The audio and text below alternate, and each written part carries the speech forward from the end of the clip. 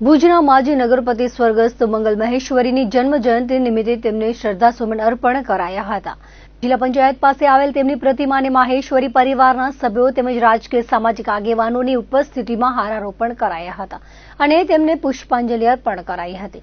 આ તકે સ્વર્ગસ્થ મંગલ માહેશ્વરીના પૌત્ર હિતેશ માહેશ્વરીએ જણાવ્યું હતું કે દાદા મંગલ માહેશ્વરીની 85મી જન્મ જયંતિ નિમિત્તે ભુજ નગરપતિ સહિતના આગેવાનો દ્વારા હારારોપણ કરાયું હતું।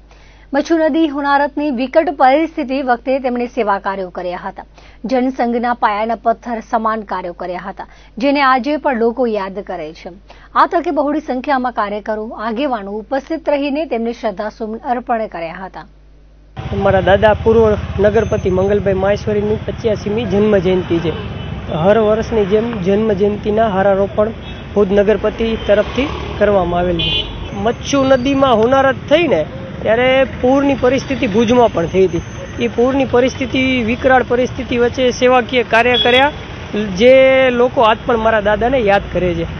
જનસંઘના પાયાના પથ્થર સમાન એક કાર્ય કરતા હતા મારા દાદાશ્રી।